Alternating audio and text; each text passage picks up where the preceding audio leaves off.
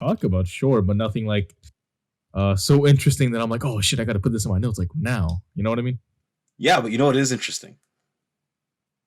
If I would have to guess, is it the fact that we're live right now? The fact that we're live right now. And holy fuck. every time, every No fucking fucking way. every fucking time. And so because we're live right now, I guess I'm gonna have to roll this intro. Good morning. Transcending history and the world, a tale of souls and swords eternally retold. Welcome to the stage of history retold.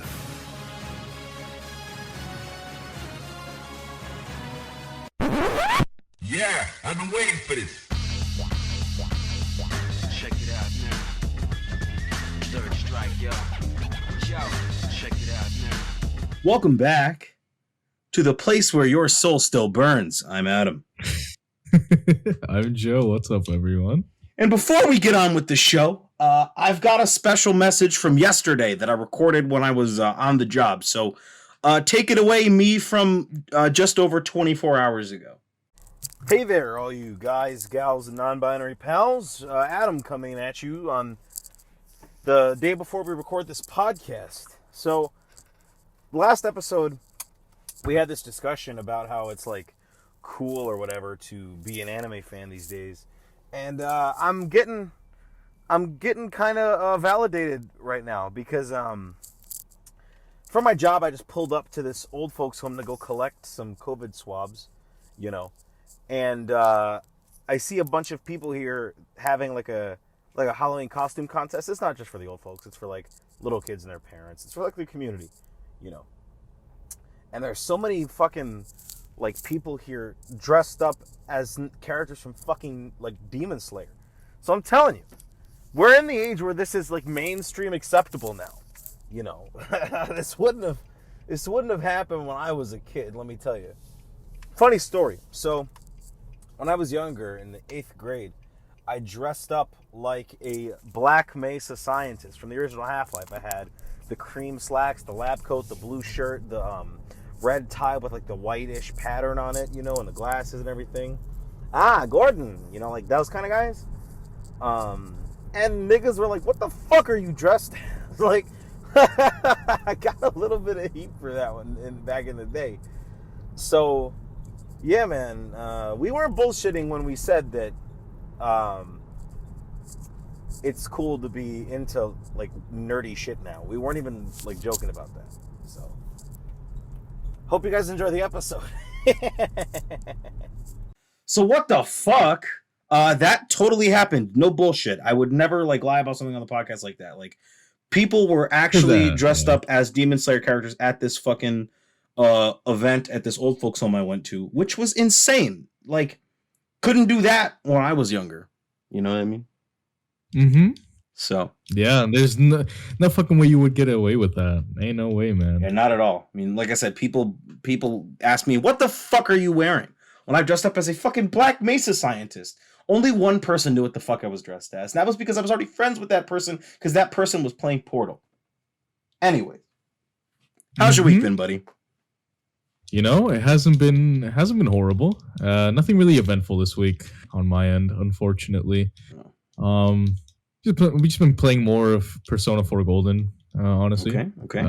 How far are you right now? Besides, I haven't really got to. I finished Risei's dungeon, but that's about it, honestly. Okay. It's kind of been off and on. Yeah, I don't know. I've just kind of been looking for shit to do. That, you know, obviously is outside of life. Because I mean, you get burnt out on some things, and I'm just trying to find something that will not make me feel that way. And I don't know if this is a remedy or not, but I found this one game. It's called Honkai Impact 3rd. I've seen you playing that. What's up? I've seen you playing that a lot on Discord. Yeah. Think of it as DMC, the gacha game, but with waifus. That is interesting. Yeah, it's the same company that made Genshin. MiHoYo? I think yeah. I think this game predates it by a few years. I don't know the exact release. I know that Genshin released in 2020, but I don't know the exact release of this one. I can't you know how you can tell some games that released like some games that are older, you know how they can tell like, oh yeah, this is dated back like a few years where this system was like present and this one wasn't, stuff like that. Mm-hmm. This one, you can kind of tell it's an older gacha game. It has those weird ass systems that try to get you to buy into it, but you're like, oh, since this is so old, it has so much shit already introduced. Why don't I just go do that? But whatever. It's not like I would drop money on gacha games anyways because they're fucking gacha games. Imagine paying for a PNG. Am I right? Yeah, right. I instead choose to simp over anime girls. Oh, you can go. I feel like NFT people will not be happy about that one. But anyways, Yeah, right? anyways, besides that, not much. I mean, it's just been a pretty slow week on my end. But how about your week? How's yours been? Where can the people find you, Joe? Oh, just twitter.com/cousinerdy. That's twitter.com/KAZANERDI. Oh, yeah. Well, I sound shit. like a real radio host with that one. Hell yeah. Shit, me. It's also been kind of a slow week, so I've decided to start slicing my way through the backlog, and that has started with Final Fantasy VII Remake. It's a fine game. I don't know what else you want me to say. Here's the thing. It's fine. Mm-hmm. Here's the thing with Final Fantasy VII Remake. I started playing it a couple months ago after the Intergrade came out because I said, fuck it, I'm going to have to start playing this sooner or later. And I feel like if I wait until the remake is finished with part 2 and probably part 3, then I'm probably going to not play it at all by then. So I just figured I'd start it. And I got the sense that it would be exactly like End of Evangelion was, where it retells the same story but slightly remixed in an attempt to comment on the legacy of the original. You know what I mean? And that is precisely what this is. Oh shit, my pop filter fell off. Fuck me. I move my hands too much when I talk. Oh, okay. No, but that's exactly what Final Fantasy VII Remake is. That is precisely what it is, and nothing else. All right. Okay. And I got exactly the same feeling I did when I watched End of Evangelion, which is it made me think of this line from the song The Comedians by Elvis Costello, where he says, I should be making a toast to absent friends instead of these comedians. Final Fantasy VII Remake is less a chance to re-experience the same story of Final Fantasy VII or to experience a slightly different story. It is more just, I would like to hang out with these characters again. That's what it feels like. You get more scenes where these characters are just shooting the shit. You know what I mean? Right. Yeah. So there's nothing wrong with that either. Absolutely not, but I feel like that's what I would have preferred in and of itself, rather than just an attempt to say this story has gotten to be too big and too culturally relevant. I feel like I'm not really gaining anything new from that, like I did when I first watched, the rebuilds. You know what I mean? I said End of Evangelion. I meant the rebuilds of Evangelion. I'm fucking stupid. Yeah, I figured. No, yeah, I meant the rebuilds. I'm a big sussy baka, but that's what I meant. It's a fine game. I can't wait till this game gets ported to Steam and someone takes out all of the JRPG elements and puts in a style meter, because holy shit, does this game play like it was made by fucking Hideki Kamiya? Let me tell you, holy fuck. This, I'm telling you, no bullshit. This plays like a character action game, especially when you have Tifa in the party. Tifa plays like a how to put this. Tifa plays like Kazuma Kiryu, and Cloud has Swordmaster and Royal Guard. That's what I mean. No way. No bullshit. Cloud's his operator mode it's got some elements of Trickster and some elements of Swordmaster, and then his Punisher mode is just Royal Guard. Like when you activate the Punisher mode at the right time and you get to parry, he might as well just say Royal Guard. So it's like it's phenomenal as fuck. I mean, like Tifa and Cloud especially are the two most the biggest heavy hitters, because Barrett's still the tank and Aerith is still the mage. You know what I mean? She functions best when you have her as the healer. You know, for Of me, the course, ideal party yeah. setup is Cloud for DPS, Barrett for tank, Aerith for for heals, and then Tifa Support, to yeah. play sort of both as like a brawler and a with minor heals, essentially. You know, for me, that's how it's worked out best for me, at least. So. Yeah, it's a fine game. That's as much as I have to say. You know what I mean? It's not hitting me in the same way that the original Final Fantasy VII hit me when I first played that like 4 or 5 years ago. So, you know what I mean? Right. And plus, yeah. And plus, this game is totally steers into the waifu skid. That's what it does. So that I have seen. Yes, it does. That I have seen. And I think this is my time. This is my place to say it. I don't care if this ruins the friendship.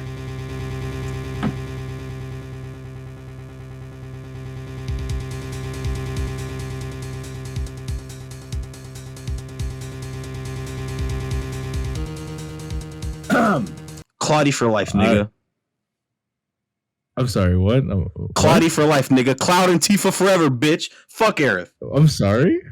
You heard what I said. I'm sorry? You heard what I said. I'm sorry? You'd think that I would have the opposite opinion, because I have this thing about dating the healer. Alright. But guess what, motherfucker? There's this thing about me. I love the kind of woman that will actually just kill me. Okay, but the thing is, okay, hold on. That will really... Are you making this statement simply because of what Remake has presented? Nope. I've thought this way for a long time. I've thought this way for a long time. Ladies and gentlemen, you're saying this like Cloud and Tifa did not totally have sex on the high wind, okay? They totally did that. How come it's me who's defending fucking the brawler and it's you who's defending fucking the healer? This is the complete opposite of Persona 4. I'm the healer, dude. That's my role. In the words of Gabe Chen, play your role. All right. This is weird. It's like okay. The thing is, the remake. It sort of really likes to imply that Clarith is a thing, all right? Mm-hmm. And then it also completely doesn't. If you play it in Japanese, especially, because the dude who's been doing the voice for Cloud has gone out and said, like for years and years, yeah, dude, I play Cloud as though he wants to fuck Tifa's brains out. And I'm like, yeah, buddy. Me too. But I also like Tifa because she's a really good character. I like the added scenes of Cloud and Tifa as kids that they put in, because it adds a couple more in the remake. And I'm like, okay, this continues to build my foundation that everything Cloud has ever done has been just to get in Tifa's pants, and that's okay. You know.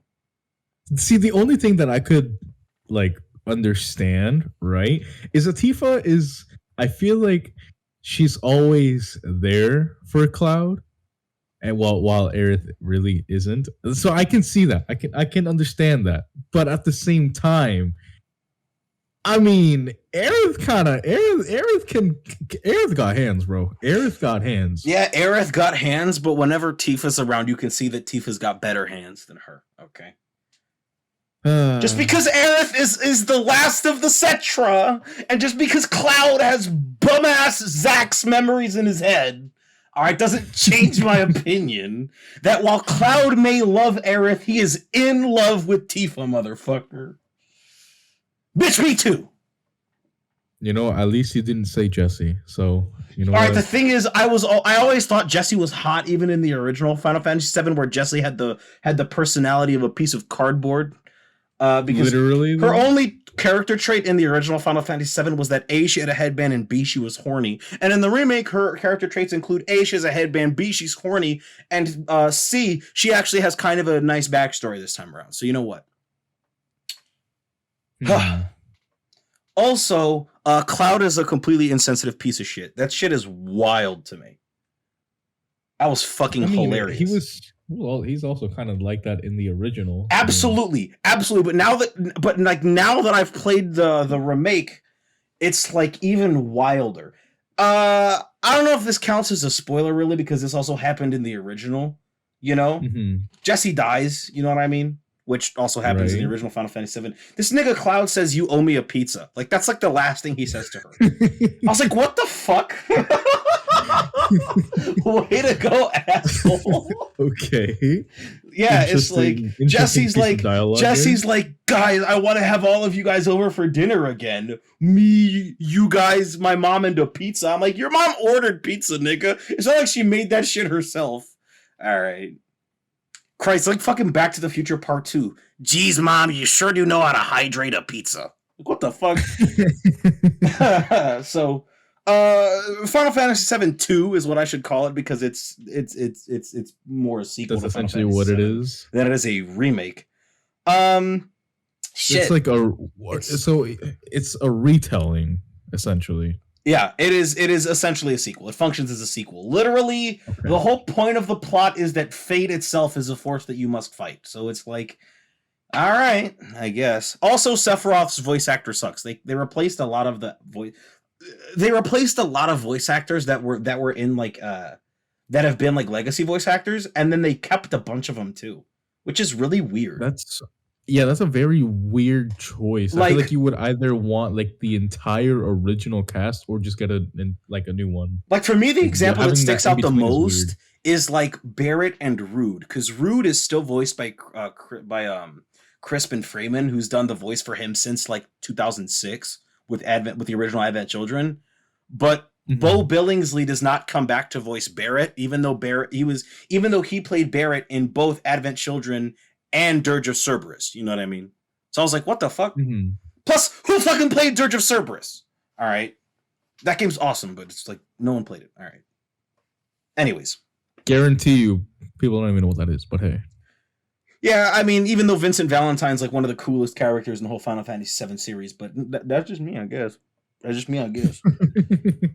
Yeah, it's a fine game. And other than that, I finished watching all of You Season 3, which I was like kind of talking about as I was watching it because that shit was like the most hype shit like that I've seen all week. It's a trashy television show, yes, but I do get some enjoyment out of it. This season specifically felt like an Ace Attorney case at the very end. What? Where all of the best Ace Attorney cases have like the several moments where the momentum will dramatically flip in either your favor or the prosecution's favor. You know what I mean? Mm-hmm, right, That's exactly the momentum flipped like 6 times in the last episode alone. So I was like, holy fuck, dude. Let me wow. Is it like What If, to where it was just continuous barrage of bullshit? No, What If was a continuous barrage of bullshit because the characters never stopped to speak. All right. Like fucking where is it at? Where is this shit at? I have to get the specific example. It's like, you know, the last episode of You Season 3 starts out like this, where it's I'm gonna use music as an example. This is gonna be very relatable to what I just said. So it starts out like this.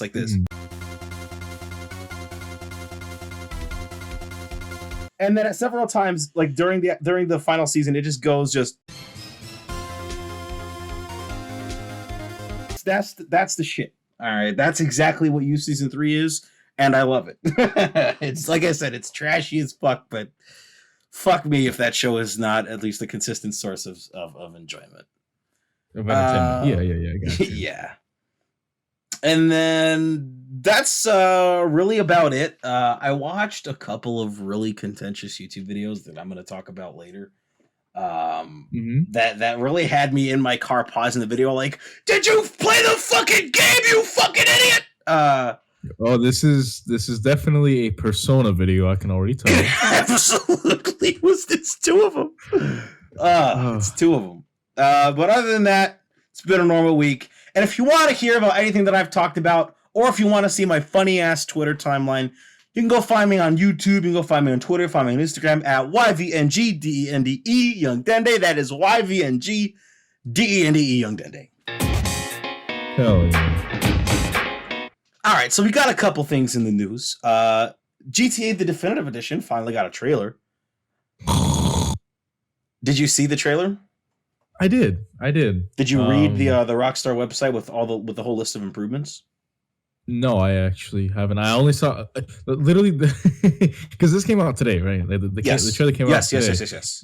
This morning I woke up. I saw the tweet from PlayStation of all people, not even Rockstar. I saw it from PlayStation, and I saw the trailer as well. I was like, okay, cool. I didn't think that there was anything else to it.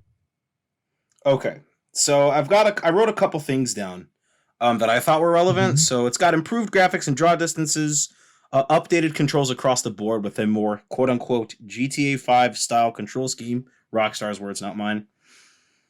Improved radio and weapon select wheels, so it's like they won't be like use the D-pad to select those. It's just like hold a button, scroll through the wheel type deal, like GTA 5. Yeah. PC is gonna have NVIDIA DLSS support on launch. Nice. Consoles, PS5 and Series, and the Series console is going to run 4K up to 60 frames per second, which is a little bit concerning for me because it doesn't sound like it's going to be consistent. 60? Yeah, exactly. It doesn't sound like it's going to be locked at 60, which is weird to me. But I mean, I don't really think that these games need to be running at 4K because they already look like fucking like every card looks kind of like a block of cheese already. So it's like, you know what I mean. I think it's got better lighting and shadow effects, which look really pretty. Better foliage effects, which also look very pretty. And it's going to be releasing digitally on the 11th of November for full price. GTA San Andreas, the definitive edition, is going to be coming to Game Pass, and GTA 3, the definitive edition, is going to be coming to PS Now, which means that the best game in the whole collection requires your money, which smart move. Actual purchase. Smart move, Rockstar. We all know Vice City is like the best GTA, but beside me. And then it's going to be getting a physical release on the 5th of December. So that's all there really is to know about the remasters. There's a bunch of screenshots and the actual trailer out there. We can watch that later. But I think it looks pretty good. I plan on buying it digitally on PS5 so that I can play it, give my impressions on the podcast, and probably put a review out, and then buy it physically for the Nintendo Switch, which is what I really want to do because I like playing games when I'm in bed and taking a shit. But I mean, it looks okay. It looks okay. It does look now. Okay. All you guys have to do, Rockstar, is re-release GTA 4, please. That's all you got to do. I own the originals. You want to play GTA 4 on current gen consoles? That's tough. I want to play GTA 4 remastered, please. That's what I fucking want. All right, that's my pipe dream. But this looks like a fun way to celebrate 20 years of the modern iteration of the GTA series. So I'm fine with it. Full price. I mean, for 3 games with this level of remaster, which we're gonna see later. It doesn't really chat my ass too hard. $20 per game is a pretty decent price for a remaster already. So just combining that all into one package is fine with me. Yeah, good way to fund GTA 6 in my opinion. Better than buying shark cards, motherfucker. So if you're listening to this podcast, buy the GTA remasters. If you didn't buy the originals, sucks for you. I own all 3 of them on my PS2. And I have them on Steam because my brother bought them. So I'm fine. I don't really worry about that. But there are going to be people who are going to be butthurt about that. So I'm not going to link to a ROM site. I'm not going to do that. So, you know what? You know, if there really is a motive to go play the originals, I guess there are some other alternatives, but yeah, man. I mean, the ROM site that I'm not going to link to is actually a really fucking good ROM site. So yeah, no, that would be evil. I would hate for you to do that. Oh, man. They don't provide PDFs of the manuals and don't ask the community to upload them if there aren't any. Which is cool. If you own games like Persona 3 and 4, which I didn't realize this until the other day. Let me lean down here and pick out my copy of just Persona 4, for example, because it's closer. Which, in the back of this and the manual for Persona 3, have fusion charts.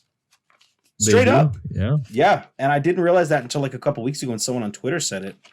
And I looked, and yeah, they do. They've got like all the skills listed and full fusion charts and like explanations for all of the myths behind the personas and a glossary of a bunch of Japanese words that are left in the translation. So it's like, oh shit. Okay. that's like really cool. I don't know. Game manuals are a dying art form. So, you know. Yeah, I don't think any of those even exist anymore. You open up a box and it's just a code for DLC. Yep, or just advertisements for fucking DLC or whatever the fuck. Yep. So that's why I collect PS2 games, dog. It's because these games have cool shit. Like the Persona 4 thing has the game disc and a music disc and the full manual. So it's like that's like a fan fucking tastic deal, dude. So. That would be a current collector's edition. Like if Persona 4 was released today, it would be a collector's edition and it would have all. Yeah, and then you go back even further, and it's like there are some games where you can take the disc and put it in a CD player, and it will play the soundtrack. So shit. I believe Final Fantasy VII did that. I believe it did that because I think I remember listening to the bombing mission music on my on this old fucking CD player that I had that was like. It was like silver, but the top was like clear blue and shit. You had to press down on it, and the thing will pop up. It was like really weird, but yeah, it's like I had Lost Art Forms. Lost Art Forms. For sure. I know there are some games that had like full box set soundtrack releases. Like my dad owned the soundtrack for GTA San Andreas, which had like a different disc for every radio station, which was cool. I like that. Yeah, it was nice. It was sick. But like, Lost Art Form. I guarantee if you pop God of War in your CD player, they're not gonna fucking play any music on there. It's just gonna be like, what the fuck is this? What did you just put in me? What the hell? No, but shit. Yeah, right. Need that. I mean, I understand that it's literally. I understand that studios would be placing a burden upon themselves. With doing that, but man, be nice to have those times back. Hell yeah. But man, GTA, I'm excited that it's finally releasing because it's been a long time coming. I'm surprised that it took them this long. Mm-hmm. My thing is, right, I don't know if this is just me, but I'm uncomfortable with this new edition because it looks like a current gen game. It has the lighting, it has the texture quality and the detail, and like it looks like a current gen game, but it has the models of the PS2 games. Yeah, and it's just a remaster. It's not a remake. It's but that is way more than a remaster.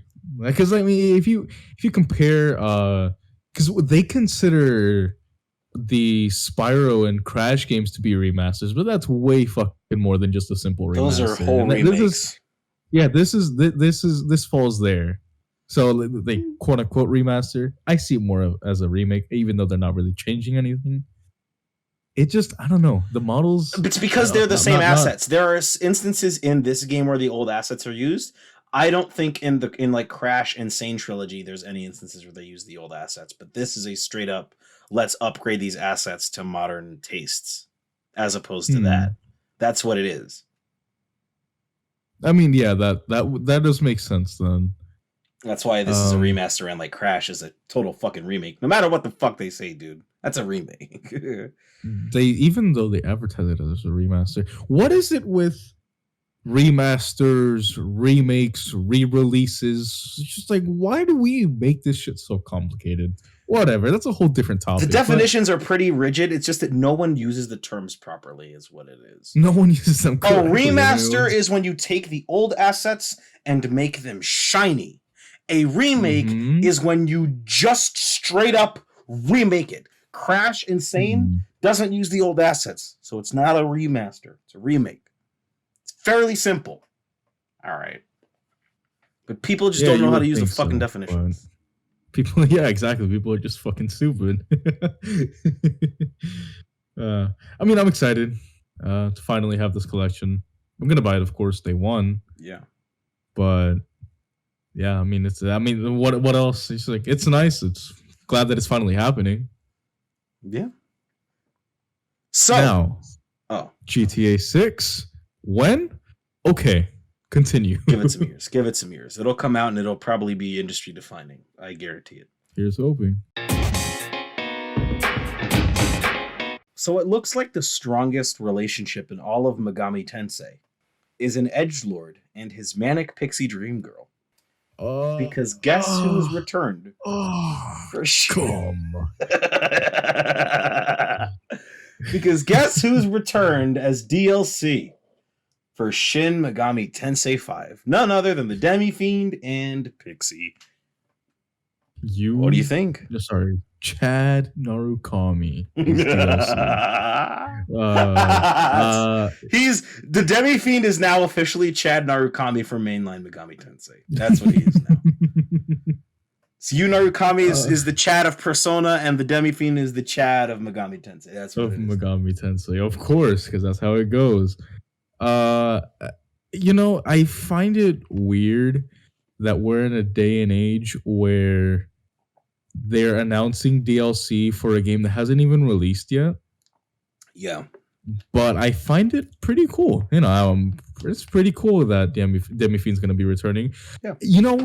I'm willing to bet here that there was some connection to remastering SMT3 and releasing SMT5. That's what people have been saying since both of those got announced. Like since the remaster of Nocturne was re-released, people were like, because is the story related? Is the Demi Fiend going to return in a form that we are not yet privy to? Honestly, you know what I theorize. Mm-hmm. It might be like a sort of Twilight Princess Ocarina of Time situation, where I believe it was in Twilight Princess that the hero of time, or which Zelda was it, that the hero of time reappeared as like a skeleton. Which Zelda was that? I thought it was Twilight Princess. I'm pretty sure it is Twilight Princess, is it not? I thought it was. Let me see. Hero of Time. It is Twilight Princess. Yeah, where the hero of time returns as like a skeleton. So it's like that's what it feels like to me. It's like the Demi Fiend might return in SMT5 as like a ghost or something, like in like the actual story, not in like the form of the Demi Fiend. Mm-hmm. Might be like, I'm the spirit of the man that cursed this world or some shit.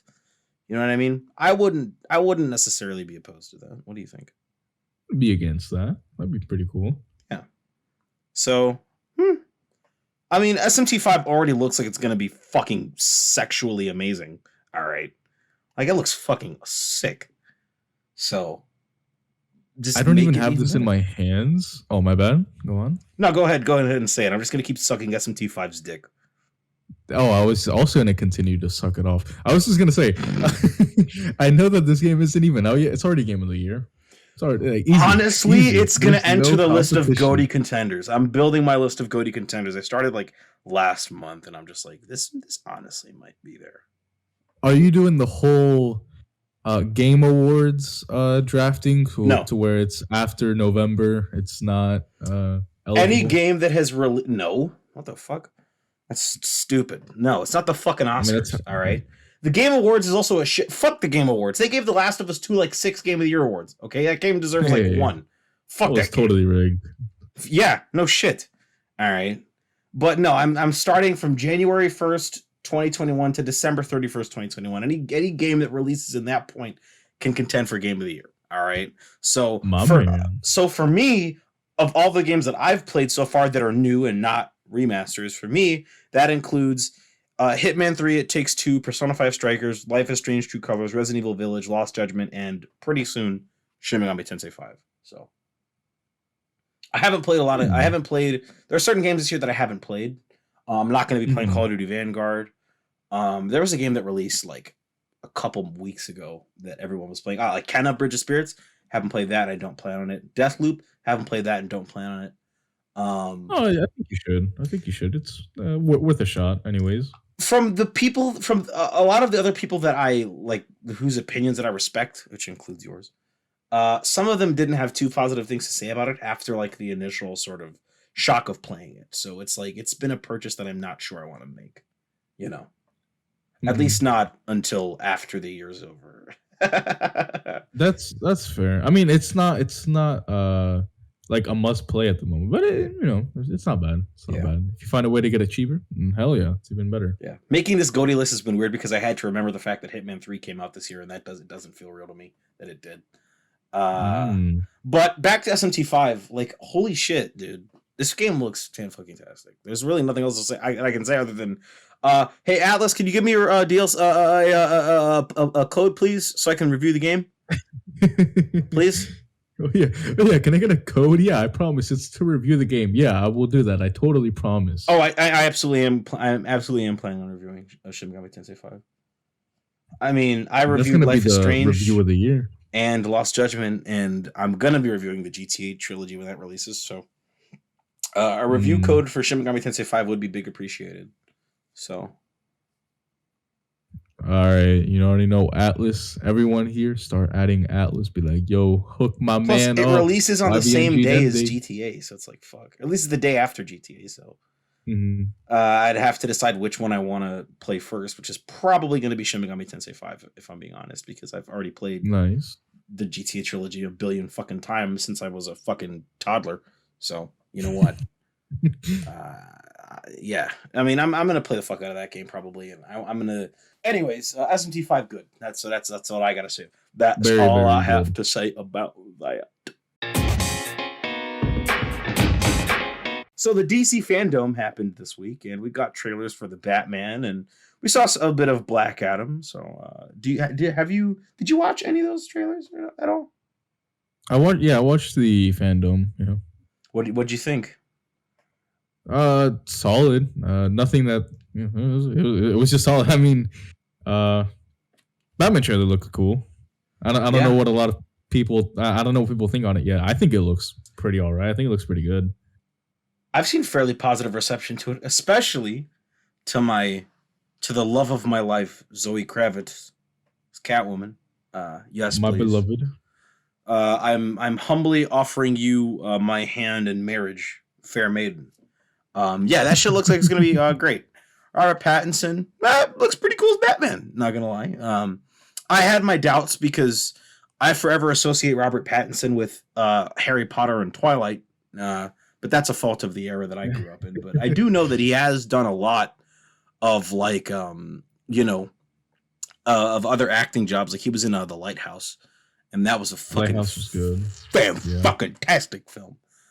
And I know that he's done a lot more. So I can't wait to see what he's going to bring to this movie. It looks really like it's going to be really good. Just as long as it's not Ben Affleck's Batman or Zack Snyder's Batman, give it to me. Fuck those two iterations of the character. Batman doesn't kill people. If you've ever picked up a comic book, you'd know this. People don't read comics. You're assuming too much. Zack Snyder doesn't fucking read comics. Zack Snyder's a fucking weirdo. I mean, obviously Zack Snyder reads comics because he tried to remake Watchmen shot for shot, but he even fucked up some of the elements of that shit by misunderstanding the text. So you know what? I'm ready for this. It looks like especially it's going to be visually interesting, and the way that John Wick is visually interesting. You know what I mean? Right? Yeah. It looks like a mid 2000s, a non-mainline Batman comic visually is what it looks like. So I'm here for it. I'm here for it. I like that. Yeah. Absolutely. We also know that Gotham Knights still exists.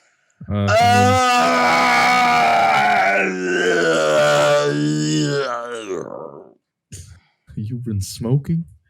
No, I've been groaning. That game looks about as interesting as a frog on a sidewalk, i.e., not very. I mean, no, you're not feeling it at all. Nope, not in any way, shape, or form. No. What about it is turning you off? It just doesn't look interesting. I don't like its visual design. I don't like the way the gameplay looks. I'm gonna play it probably, just to give it the benefit of the doubt because I do like the Bat family as characters. You know what I mean? So, but I'm just not getting the impression that it's going to be anything too special. It looks like a game that I'm probably not going to finish. That's what it looks like. It looks like a decent 3 hours of fun and then just uninstalling. So that's just what it looks like to me. I don't think DC is ever gonna produce a video game as good as Arkham Asylum or Arkham City. It's really not their fault. Those games were just too good, and I don't think they can do anything like it. You know what Gotham Knights looks like? It looks like Marvel Midnight Suns, where the first trailer looked really interesting, and then it's just like, well, like shit the bed after that one. Looks like the video game version of a wet fart. So I'm you guys are gonna have to impress me. I mean, Guardians of the Galaxy lost my interest. I'm not playing that motherfucking game. Yeah, so. yeah. I mean, that one is for fair reason though. I mean, Avengers also fucking terrible, except for the couple of moments where it wasn't, and it was kind of good. And then even then, I was like, I do not want to play this. I'm just gonna go play Spider-Man instead. So yeah, exactly. But The Rock as Black Adam looks good at least. I like this. It's like we've known that The Rock is gonna be Black Adam for like 6 years at this point, and I kind of fell into the camp where I thought it was never gonna happen anymore because it's like it took too long and the deal probably fell through. But like, so long. Yeah. But like, man, let me tell you. What did I see when I saw the Black Adam trailer? What did I think? Well, I thought that it's about drive, it's about power. We stay hungry. We devour. Put in the work, put in the hours, and take what's out. Oh my god, that meme is so fucking funny. I've been saying that in my private life so often. Like, it's just like that song is kind of ass, but it's like that part is it straddles a line between good and fucking meme status. You can't tell me that The Rock isn't a father when he was singing the song. Can't tell me. Oh my god. Black is Samoan in my veins. My culture taming was strange. That is a wild line. Like that song is the rap definition of playing it safe, is what it is, dude. That's a song that white dudes are gonna listen to at the gym for decades to come. Right? Oh yeah. You're gonna see a bunch of like shitty edits by dads. Oh my god, that song is going. I guarantee you, in a couple years, that song is going to be the new Sigma male song. That some red-pilled YouTuber is gonna have their intro, and it's gonna be, it's about drive, it's about power. We stay hungry, we devour. Sigma males are the best. Like that's what it's gonna become, because that song is already happening. Is it really? I wouldn't doubt it. I wouldn't know, but I certainly fucking sounds like it. Like it's just that fucking thing. But hey, man, The Rock looks cool as Black Adam, and I hope he does the eyebrow during the movie. All right, that'd be cool. So. The people's eyebrow. As he does the eyebrow, a ginormous vine boom plays, and the credits roll. I mean, like, far be it from me to shit talk wrestling, but like, how cool would it be for like the whole cast of this movie to just be wrestlers, dude? Like. But you know, talking about wrestlers, the Invisible Hero is back. Peacemaker. That also got a whole thing in the fandom. Yes, sir. Yes, sir. What you think? You know, I wasn't expecting it to be bad, and this, you know, this emphasizes, you know, this proves my point. This looks good. I'm excited to see John Cena further his role as Peacemaker, because I did enjoy him. I did enjoy him in the Suicide Squad. Yeah, my bad. Yeah, but yeah, I think he looks great, and I'm excited. Which is weird because I usually don't say shit about superhero TV shows, anyways. Yeah. I just kind of watch them. I'm like, okay, this happened. That's cool. But like, I'm actually excited for this one. So. Yeah, I mean, that whole movie was full of strong characters. So the fact that John Cena is getting his own spinoff, I mean, even though we knew before the movie came out that he was going to do it, it's like, okay, I'm down for it. You know what I mean? So you guys, there's nowhere to go but up. You know what I mean? It's not like it can be really. Yeah, exactly. It's got the same sort of creative forces behind it that Suicide Squad did, it's not going to fail. So, hit me with your best shot, DC. You guys have been on the up and up lately, you know. Starting with Shazam, DC's been on the up and up, so I'm not too worried about them. Mm-hmm. Marvel, though, they've been kind of on a downward spiral, but you know what? I wouldn't say downward. It's just kind of been a plateau. Who gives a fuck about Eternals? Plateau. No genuinely one. Though. No one. Genuinely though. Not even my friends who read comics give a fuck about that movie. You know why? Because the Eternals exist as cool background characters and nothing else. And nothing more. They don't deserve that whole movie's gonna fucking take place on the beach that makes you eternal. Is what it's gonna fucking do. That's what it looks like from the fucking trailer. This is literally the plot of Old. Fucking Kumail Nanjiani got ripped to play a dude who shoots finger lasers. All right.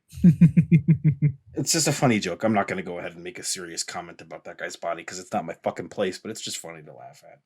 I mean, like, look at this way. What If was missing a lot of good stuff.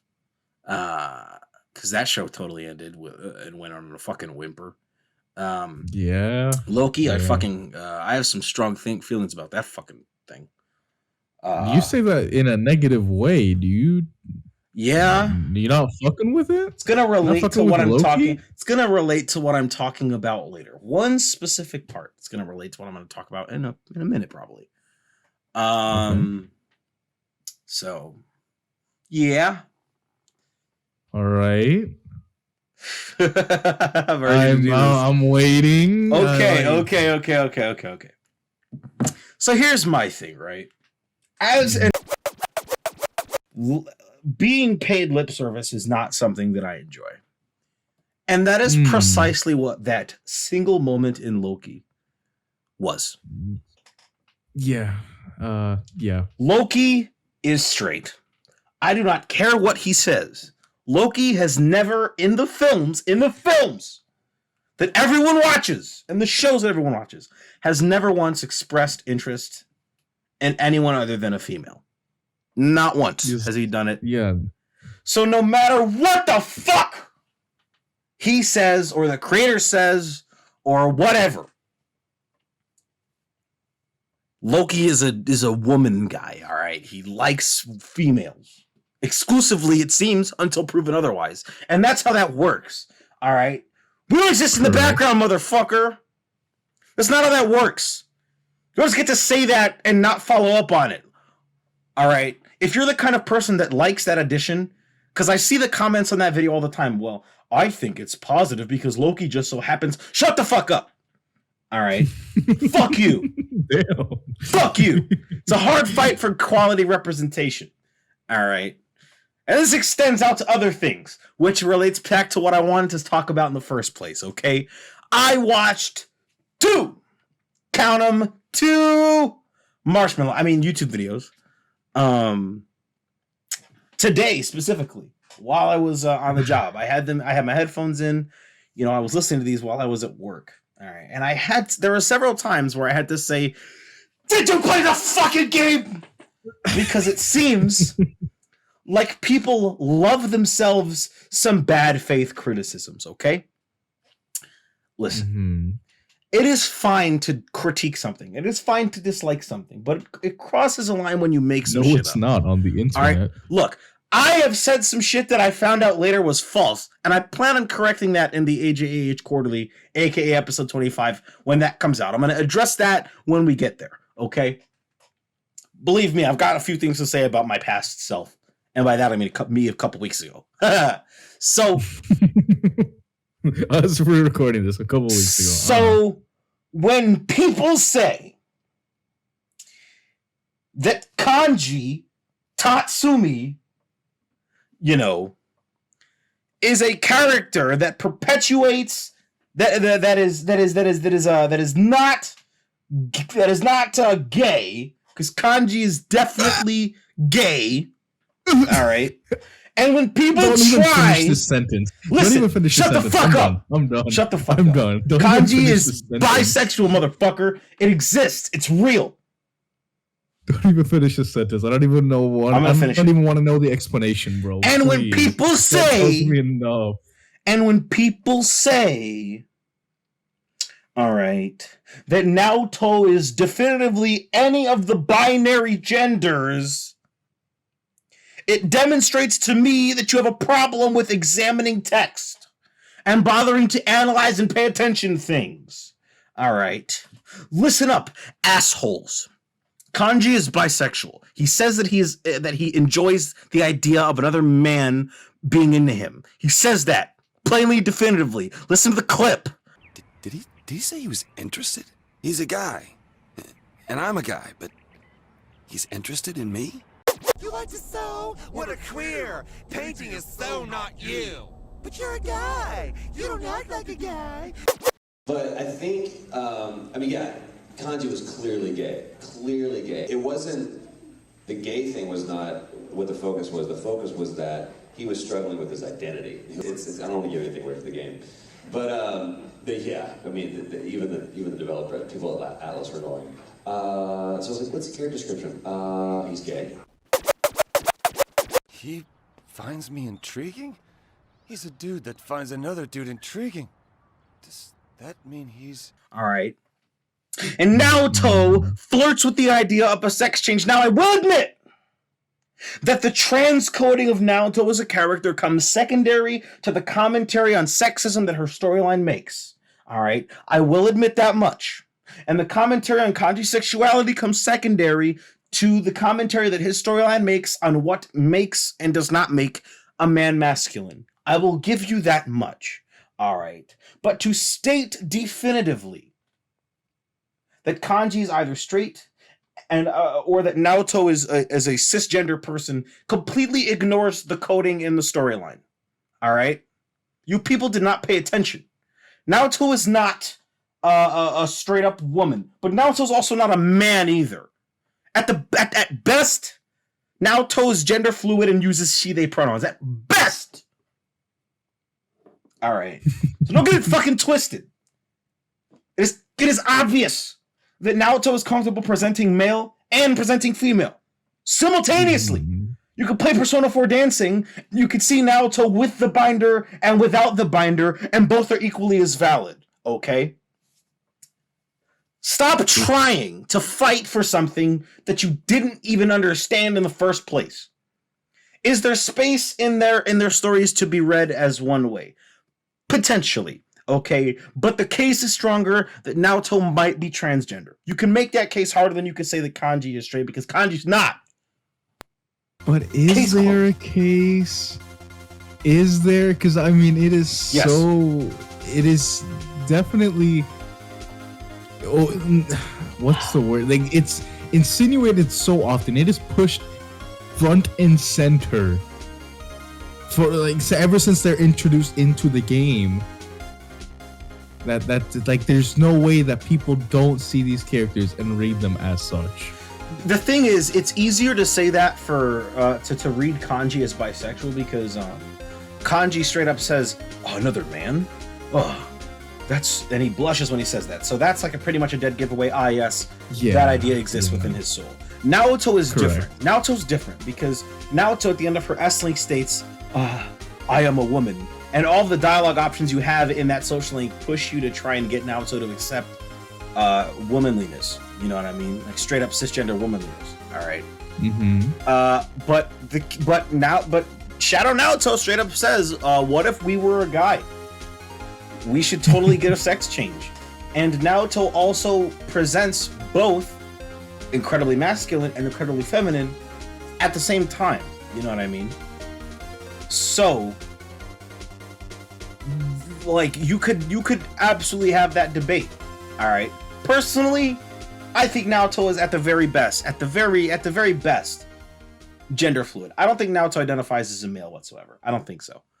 But I do think that Naoto doesn't identify completely as a woman either. So, Correct. I watched 2 whole videos. It took me about 3 hours and change to get through both of these. So, and they were both like regarding Naoto and Kanji. One of them was only about Naoto. The other one was a general critique of Persona 4 with a hefty section devoted to Naoto and Kanji. This person, mind you, said that Yosuke was the best character in Persona 4 and that they romanced Rise. Yeah, so take their opinions with a little bit of bullshit, because that's what their fucking takes are, is shit. You need a fucking truckload of salt for that. Look, the simp has fallen for the waifu bait. No, there's no way. Oh my god. Also, they totally said that Chie sucks and only has 3 character traits, which is complete shit. Did you not play the social link? Bro. There's no fucking way. Yeah. Because right. Okay. So, assuming, right, these people are content creators and this is what they do for a living, right? Yes. How are you gonna sit down, do your job, and flat out come and say, yeah, I suck at my job, I've done it incorrectly, you should never come to my channel, don't watch my videos, stay away from me, I am not allowed within 50 miles of a school, everyone hates me, my mother dropped me as a child. Because that's essentially what they're doing, right? Because these man, this kind of got me a little bit upset. I'm not even gonna lie, right? Yeah. Because these are such basic concepts and such basic understandings. They are messages that are presented in the game, and I feel like it doesn't take much to understand them. I feel like it doesn't take much to come to terms with, except what the game is presenting to you. Like, I feel like these are not so far gone or so far fetched that these messages are so complicated or whatever the case can be. I feel like there's no way that you can miss this or even misinterpret it, because it's so simple and basic compared to like actual narrative threads that would be confusing. That this just doesn't make sense to me. I don't know how you can sit down, play these games as your job and present the idea that, Kanji totally 110% straight dude. He said that he doesn't like men. He said that women are cool, and Naoto's cool. Like, I don't know. It's so weird to me. Yeah, I'm right there with you. It's just weird. It's like people just either don't play the games or don't pay attention when they do play the games. You know what I mean? It's like it's like I said, like this person also thought that Chie had 3 character traits. Tomboy, steak, and kung fu, which completely ignores the whole social link where she had that whole thing about how she really wants to protect everyone that she cares about and is going to become a police officer to do exactly that. You know what I mean? I don't remember this person shit talking Yukiko at all, but I think that he said that her character was shit. And then also got really mad at the game for Nanako dying or not dying, depending on what ending you get, which is the theme of the fucking game, you stupid fucking piece of shit idiot. Like, how is the game gonna have it both ways? How is she gonna die if you get the bad ending and survive if you get the good ending? It's because there are consequences for being blinded by the fog of lies. Oh man, and see, right? Because you don't see people coming out here and misinterpreting Dragon Quest or Final Fantasy. What is there to misinterpret about Dragon Quest? That's the point. Yeah, that's the point, dude. Because that's like sitting down, right? That's like sitting down and playing. I don't know, like, going back to Final Fantasy VII. That's like sitting down and playing Final Fantasy VII and saying, "Yeah, I don't fucking know. Tifa was a bad character because all her personality trait is that she had big booba and that she's strong." Big titties and karate. That's Tifa Lockhart. Yeah, so, that's I don't know. It's like sitting. It's like watching. It's like playing Final Fantasy VII and walking away, not kind of believing in the message of Avalanche. You know what I mean? Being anti-environmentalism. These people fought a war for nothing, I guess. Not like they were fighting to save the essence, the soul of the planet. But hey, that's just a theory, a game theory. I mean, I'm pretty sure Matt Pat would probably make a contrarian video saying that Final Fantasy VII was actually pro-capitalism or something, given what he said about the fucking Lorax. How he said that he made a video about the Lorax and said that the Onceler and Aloysius O'Hare were not bad people, actually. Even though one of them destroyed the planet with their capitalism and the other one is selling people air, aka selling them the ability to survive. Oh, but they're not bad people. They just participate in capitalism, but that's not bad. Also, he made a video about Ratatouille and said that and tried to say some shit about how Remy's a bad person too for stealing, even though Remy knows that stealing is wrong, even though he has to steal in order to survive, which is completely justified. Even and Remy's also stealing from like people who are well off and hate him, so that's like perfectly fine. Good for you, Remy. You know what I mean? I'm so glad I stopped watching his channel. Yeah, I stopped watching when he started making like FNAF and Hello Neighbor videos. You know, every single day. I mean, it got so bad at the point where the tiny build devs were like adding Matt Pat on Twitter, being like, "Hey Matt Pat, why aren't you responding to our DMs?" I'm sure Matt Pat will up dissecting this frame by frame. It's like, file a restraining order now. That's what I do. Acting like a crazy stalker X is what they're doing. All right, it's weird. Vey, man. It's like people don't pay attention. People really don't pay attention. Oh yeah. I also forgot to mention that this person also made a bunch of complaints about Teddy that applied to also to Morgana also. So, like, why did Teddy take the form of a teddy bear when Teddy's just a shadow? How does a shadow have a shadow? It's almost like Teddy developed a conscience. No fucking way. You're telling me that's his character throughout the story, throughout the entire game? No, man, that's crazy. Right, it's because I didn't play the video game, so I wouldn't know that. It's almost like having a conscience means that you have an unconscious, and it's almost like the game is about like Jungian psychoanalysis or some shit. Jungian psychoanalysis, Freudian psychoanalysis. People are just stupid.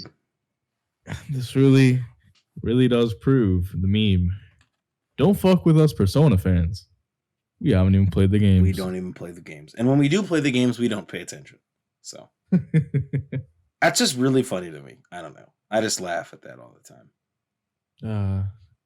I know that I don't know what has provoked what in the internet has provoked people to post these shitty opinions and just plain wrong opinions. Yeah, but I hate it. I hate it. So here I am scrolling through Twitter, and remember how Overwatch said that they were gonna rename fucking McCready Cole Cassidy. Did you see who the real life Cole Cassidy was?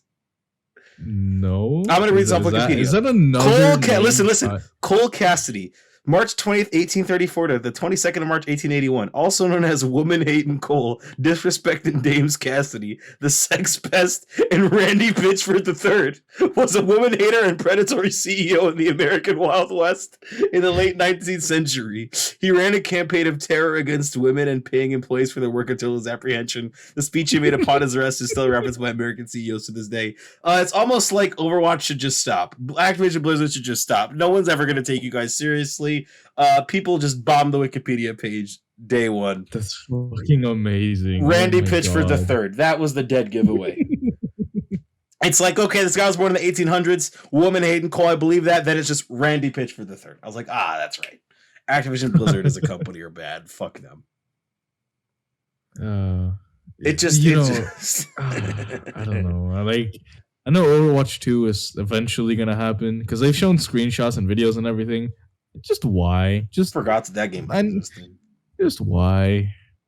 It's literally a slight, very, very slight visual like remodeling and a campaign that we don't know how long it's gonna be.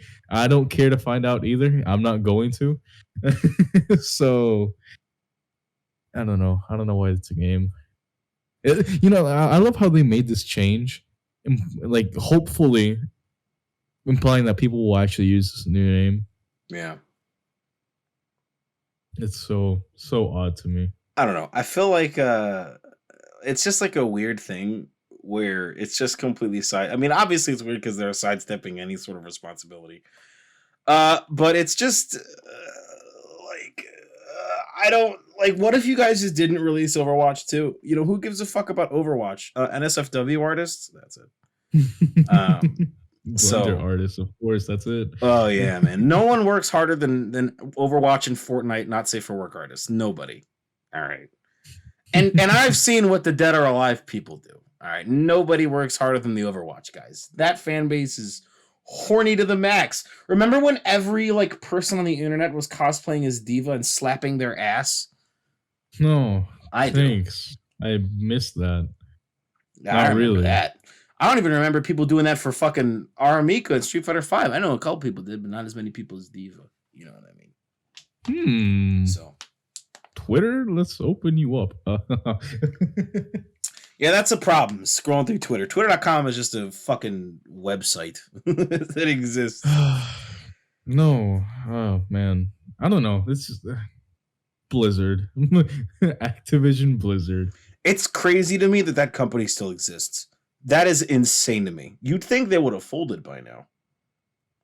Like, under the weight of all of this shit that they've gotten. I don't think people have said a remotely positive thing about Activision Blizzard in years. It started with the whole Hong Kong thing and it just snowballed from there. People have better things to say about Cliff Blazinski, all right? Fucking Cliffy B, than they do about anybody at Activision Blizzard. And that's wild to me. It's crazy as fuck to me. Oh man, that's so funny to me. I just can't. like good on you, whoever edited the Wikipedia page, for being a real motherfucker for that one. Good on you. Putting a real gem.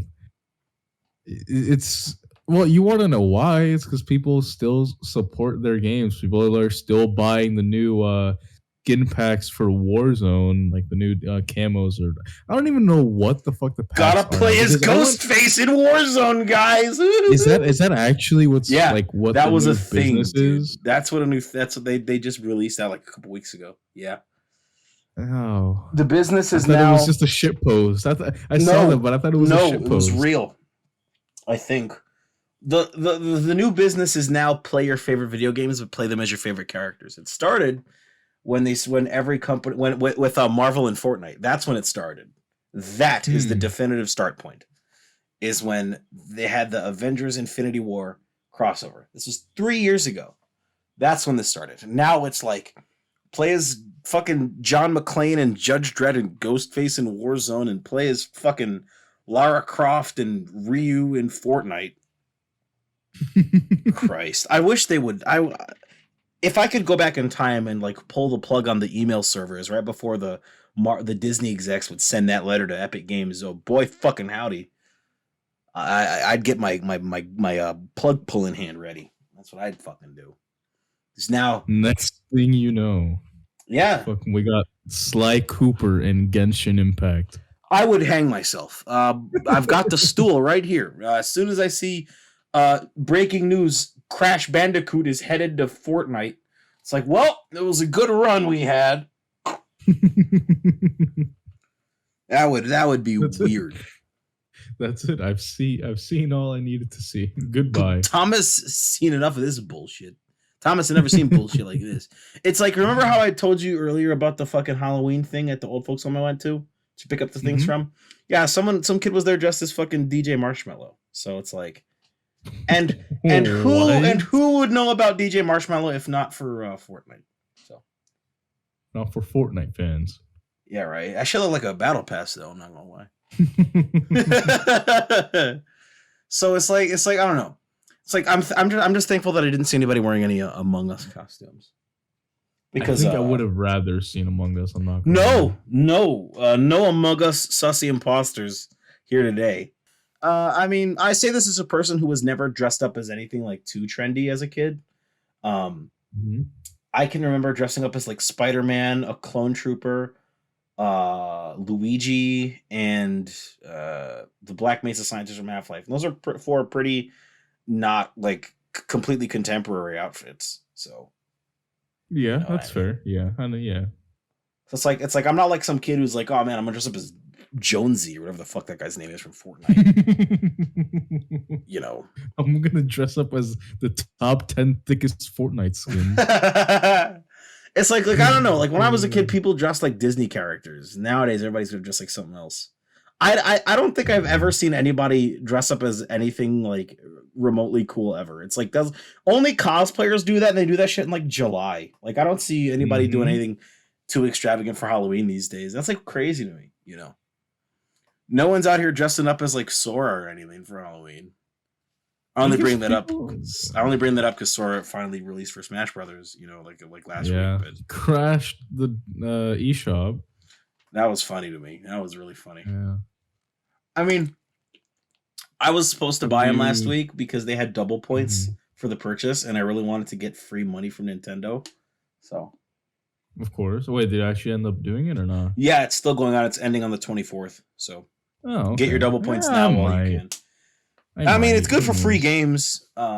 Yeah, fair enough. Like I ended up buying Black Sat Under the Skin, you know, because I got it for like because it was already on sale. Because usually it's like $50. It was on sale for $7, and then I used like 400 gold coins to be able to get it for like $3. So it was like nice. So it was like, you know, I'm not really going too out of pocket. Plus, I've wanted to play that game for a long fucking time. So it's like also then that's implying that you've actually used Sora now. Yeah, he's a Smash Brothers character for poo-poo babies who can't do motion inputs. If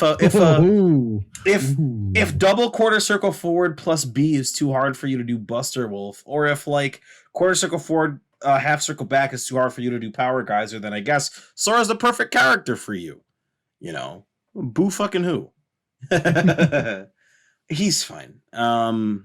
Like I said, it's hard for me to really say something about it because I don't give a shit about Kingdom Hearts. And honestly, I don't think I'm going to continue to give a shit anymore because the level design in Kingdom Hearts 1 is fucking terrible, and I'm not the first person to point that out. So it makes it like it's really coincidental because I was listening to the Let's Fight a Boss video game podcast, which is a great podcast. For sure. And they were it just got brought up in the most recent episode about how bad the level design in Kingdom Hearts 1 is. I was like, I was thinking the exact same thing, and apparently that's been a complaint people have been making for years, and I don't want to just skip to Kingdom Hearts 2 because I don't want to miss anything. So it's like, you know, if I'm not sold but you know, if Kingdom Hearts 1 isn't doing it for me, then this series is not going to do it for me, you know. Yeah, I mean, if you don't have any intention on playing 3.753 divided by 2 gigashits per megasecond. 2 terashits. Yeah. Wow. And it's like it's because the gameplay is fun, but the level design is just ass.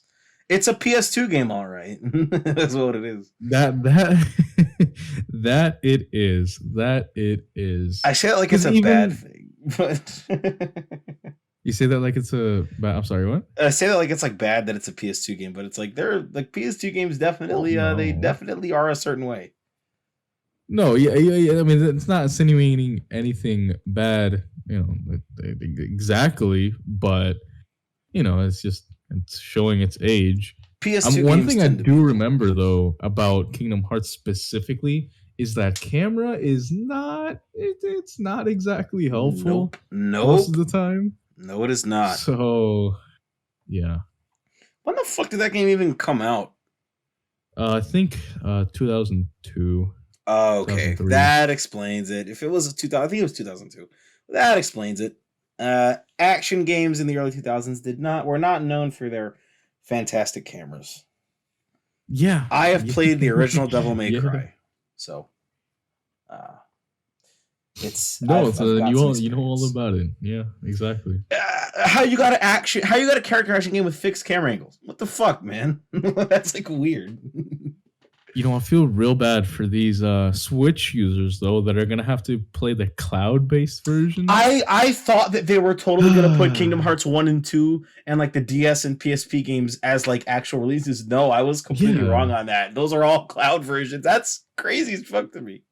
No one gives a shit about Kingdom Hearts. No one, apparently. That is crazy as fuck to me that they're putting all the KH games on that shit, and they're all cloud versions. And they're all gonna be cloud based. When they could totally fit Kingdom Hearts 1 and 2 on a single cartridge, they totally could. They put The Witcher 3 on a cartridge. They put Skyrim on a cartridge. You know what I mean? So yeah, Doom on that bitch. Yeah, Doom and Doom Eternal. Yep. That is insane to me.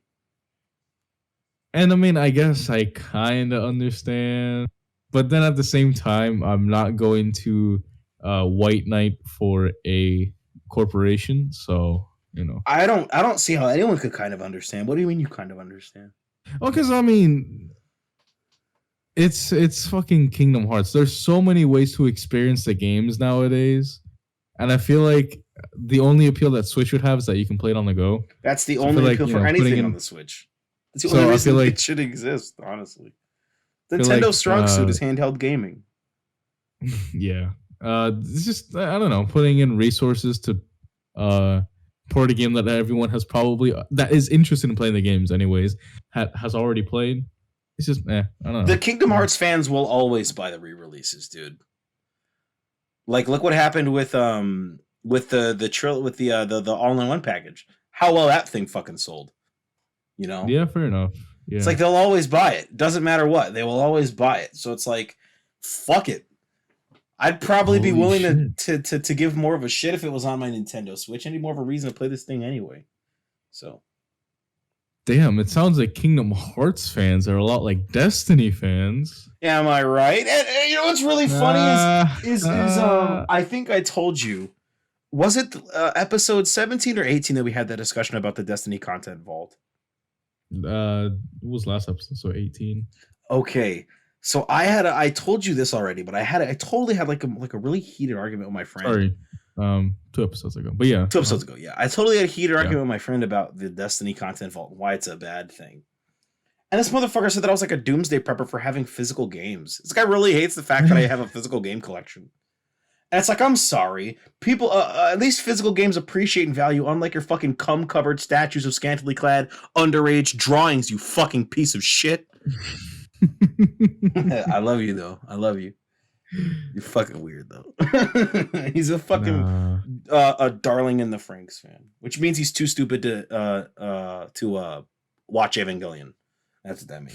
This is Evangelion late. Yes, of course. That's precisely what that is. If people try and say it's not all the time, and then there's like 16 bajillion screenshots of Darling in the Franxx ripping off Evangelion's like exact narrative structure and its visual language. So yeah, it is Evangelion, but with more sex and for less intelligent people. So yeah, watered down. Exactly. That is precisely what it is. It's the Virgin 02 versus the Chad. Oscar Langley Soryu. All right. The Chad. You know. Feliz Jueves. Feliz Jueves, motherfucker. Oh my god, the Evangelion meme community is something else entirely. Especially the Spanish one, man. Oh, dude. Okay, but like Spanish meme communities are fucking funny, period. Like, I say this as someone who was on the Spanish Dragon Ball fandom hype train before like anybody else. All right. And B, as someone who plays KOF. So like Latin American meme communities are something else entirely. I think there's a whole subreddit that I'm in that's dedicated to Latin American memes. Hold on. I gotta find it. Let me see. It's like L for something like chill. Like it's like all Latin American and Caribbean countries are in that subreddit. No, I'm not in it. Fuck. I just saw a post from it the other day. I think I saved it. But it's like if you ever seen like Chilean memes, those shits are fucking funny, dude. like Chilean shit posting is like half like deep fried memes, and the other half memes that are unintentionally deep fried. Is what it is. It's like crazy. I feel like you're just describing the SMT page at this point. That's the Shin Megami Tensei meme page. Yeah, the SMT Chile. Oh, SMT page. Chile. Oh, do you follow them? I do. I don't. I see them pop up my For You. Not For You. Damn, For You page. Damn, I exposed myself. You've been taken over by the clock app. I've seen them everywhere on my timeline though, and I feel like I should be following them. I think damn, what the fuck is their at so I can find them? Here it is, SMT Chile. Here it is. SMT Chile. It is, yeah. You gotta this page is fucking hilarious. It's just scrolling through it now. Oh, it's fucking funny as fuck. I retweet a lot of their shit because it is genuinely hilarious. I don't know. I always thought that like Spanish meme communities were like a little bit more shit posty. It's like the line between shit post and genuine post is like a little bit more blurred. In the Latin American meme communities. So yeah, I saw like a couple. Sure. I saw some shit on Twitter the other day that made me laugh. I can't remember exactly what it was. Fuck, it was like a meme of like Buzz Lightyear and Woody or some shit. God damn it, I feel so stupid. It was really funny. Oh man, I don't know. This, huh? Oh no, go on. I was gonna say, just like it takes me back to when everybody first discovered Latin American Dragon Ball and like Gohan Blanco and Gohan Calvo and Shaggy Rojo and shit. And I was just like, yeah, my nigga, I've been known about these. El Hermano. That was one that really blew up, was El Hermano. I was like, yeah. And I say that instead of El Hermano because it is funnier to say it that way because that is already a shit post. Just Jiren but blue with a massive head. Like, it's fucking hilarious. You got Mega Mind up in this bitch. You know, it's really funny talking about Megamind, especially now that the Snotty Boy meme is blown up. You know? Yeah, where he becomes the dude from Megamind, whatever that fucking idiot's name was. There's no such thing as the Tooth Fairy. There's no such thing as the Queen of England. You know, that fucking guy. So Megamind has always kind of existed in the internet meme space since it released. You know what I mean? Yes, it has. But that's because I think that's primarily because Megamind is A, funny as fucking B, it's actually a really good movie. Like I rewatched Megamind like a year ago and I was like, holy fuck, this movie's like fantastic. Right? Like, I'd never noticed how good it was as a kid. Yeah. And then I rewatched it recently before all the memes. Oh, I guess it's never been out of memes, but you know, before this recent wave. And yeah, it's surprisingly very good. Yeah. Which is odd. Yeah, there's a lot of kids movies from when like we were kids that are like surprisingly like deep. Like there is thematic analysis to be made about Shrek 2, which is wild as fuck to say.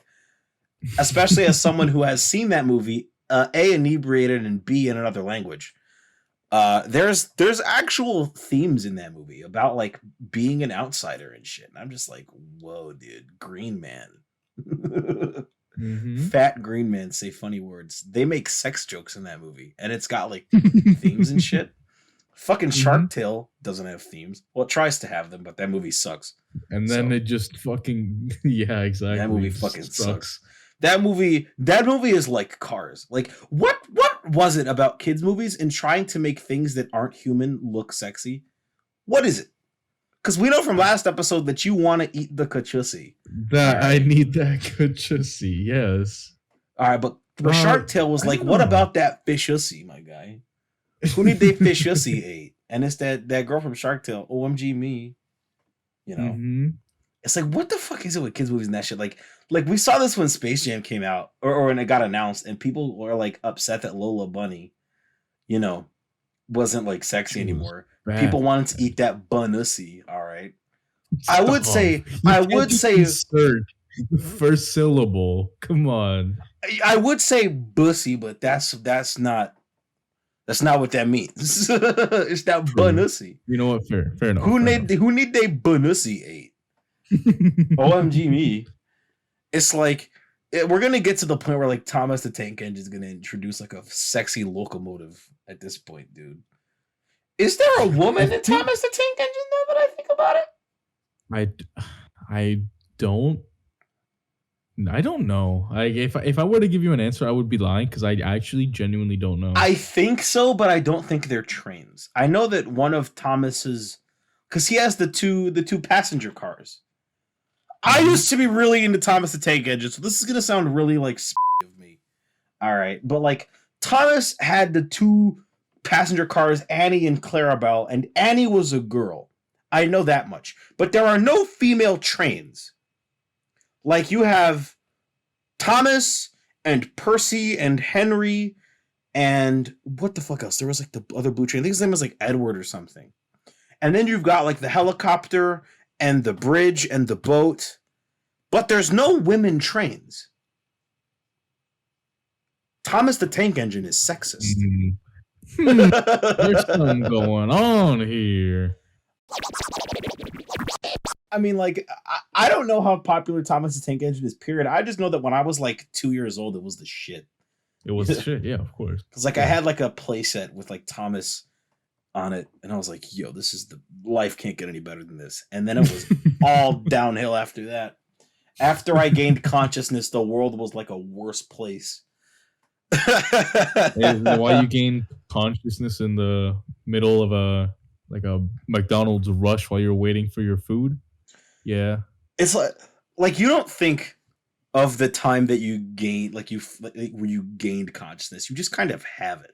You know what I mean? You kind of go back and realize, huh. Like I cannot remember how I perceived the world before I could speak. Like, you know what I mean? Mm-hmm. Like any language, like English, Spanish, Japanese. Like I can't remember a time before I could speak, and that's like wild to me because what would I have thought? Oh man, what would I have been thinking? Like I've kind of intuited this, and this is going to come from a place of me having no scientific knowledge, so please take this with like a bucket of salt. But like I kind of intuit that like feral children, like if you get like lost in the woods as like a baby or something, you get like adopted by wolves. Like I intuit that you have thoughts. You know what I mean? Mm-hmm. But they're just like the raw signals instead of like taking your thoughts and putting them like in like a language.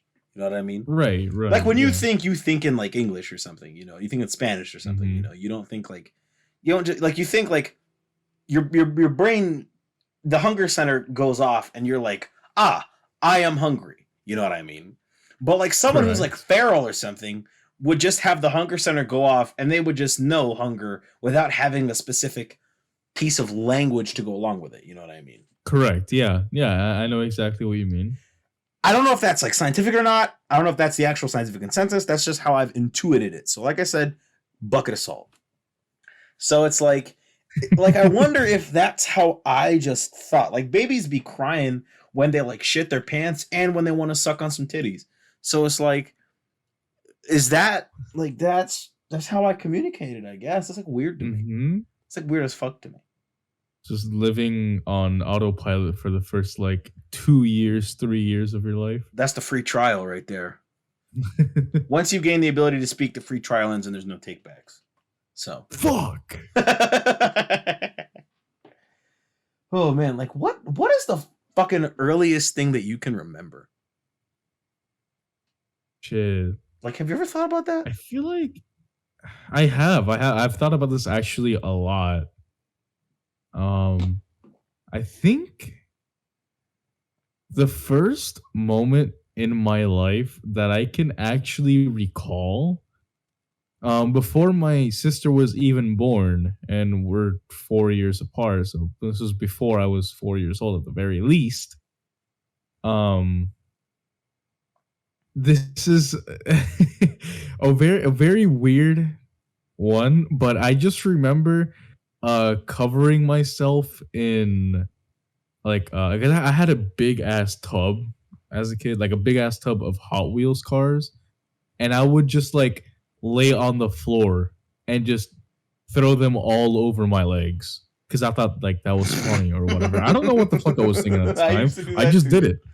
Like it's just a thing that I was like, "Ooh, yeah, I like having my legs covered in Hot Wheels." That's like the first thing I can actually genuinely remember that isn't told to me by like family or my parents or whatever. The two earliest things that I can remember, and I say two because I can't tell which one came first, but they like before my family moved into the house that I grew up in, my mom and dad and me used to live in an apartment. In Okay. This is like a shitty, like I think it was like 1 or 2 bedrooms or something. It was like a tiny ass apartment. And the earliest things that I can remember are we had like a TV in the living room of that apartment that had like a VCR hooked up to it. And I remember watching Spider-Man on that, like the first one on VHS on that thing. And the second thing I remember is I haven't talked to this person in years, but my titi sitting in the kitchen of that apartment while The Wizard of Oz was playing. And I can remember being really short at this time because whenever I think about that, my memory, I shrink like the size of like a fucking peanut or something. And it's running like a child with your arms swinging violently to the sides. You know what I mean? Like that. Yeah, as a child does, yeah. Like, my little brother is 6 years younger than me, so I remember a lot of things before that motherfucker entered this world, all right? Mm-hmm. Like, there's a lot of shit that happened before he showed up.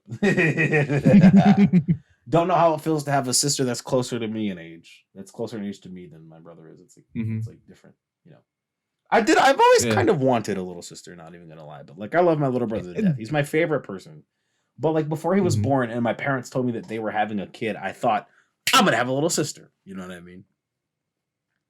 Which is odd. I will tell you, it changes the trajectory of your life. What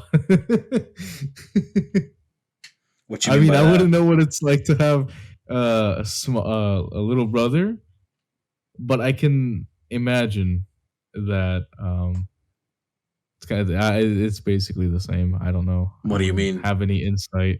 Because I mean, in my environment, I guess I was naturally drawn to my little sister because I mean she's like my best friend, honestly. Yeah. As any good sibling should be, and honestly.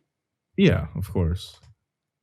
And I'm very fortunate that she is, because I know there are a lot of people that have siblings that don't talk to them or they just avoid them or whatever the case might be. And I'm very fortunate to be in that situation.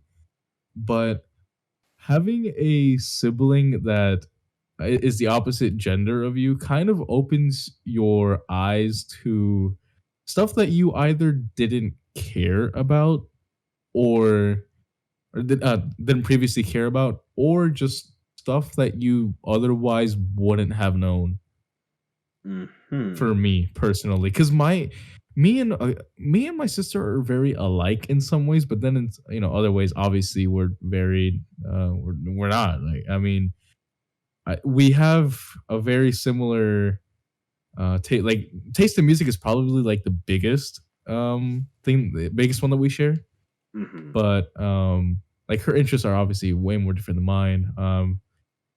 And sometimes I'm just thinking out loud. I ask myself, how the hell does this work? And she hears me. She comes up to me. She's like, "Oh, were you talking about this?" I'm like, yeah. Like, what does not make sense to me? I'm like, well, this is how I see it, or this is how this could work, or then. And I'm like, wow, I didn't think about that. I don't know why, but and she will tell me things that I didn't otherwise think about as a guy. You know what I mean? Okay. I mean, it's like having a little brother. Like, me and him aren't very similar, mostly because we're 6 years apart. The only thing that's really similar about us is like our sense of humor. My little brother gets a lot of what he likes from me, and I know this for a fucking fact. He fucking copies me all the time. As much as my little brother doesn't want to admit it, I know for a fact he thinks I'm cool. So, as much he does not want to admit it, especially now that he's a fucking teenager. Oh yeah. Oh, good luck. Yeah, good luck. Fucking asshole. I love that kid though. He's my favorite person. But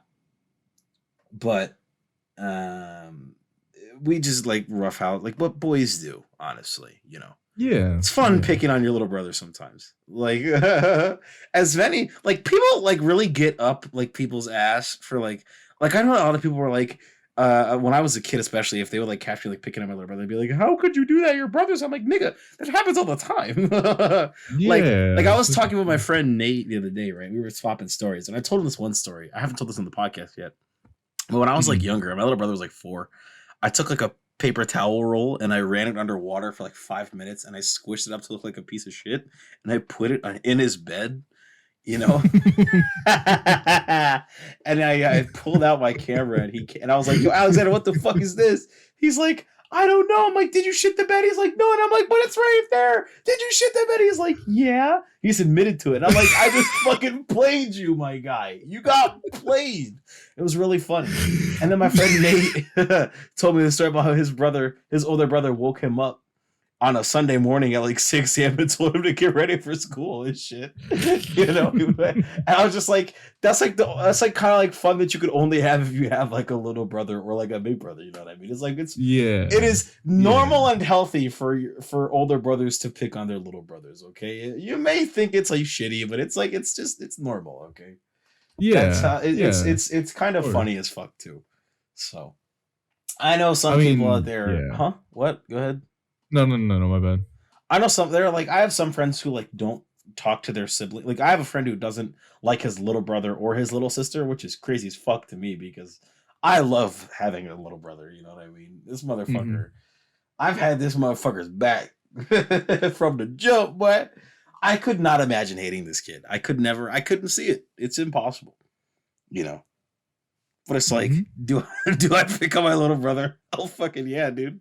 Yeah, of course. Oh, it's so funny to do too. It's so funny. It's so fucking funny. This is the privilege that I can only get from being an older brother to a little brother. It's the only fun that I can have. I don't think if I had a little sister, I'd pick up my little sister like that. It'd probably be a lot more sexist. It'd be a lot more sexist. You know. You not really. I mean, unless you're making sexist jokes. I mean, like it'd probably be a little bit more sexist, especially because of the person that I used to be. You know what I mean? I'm not gonna okay, that's what you mean. Oh, you throw like a girl. I see what you mean. Yeah. What are you, a girl?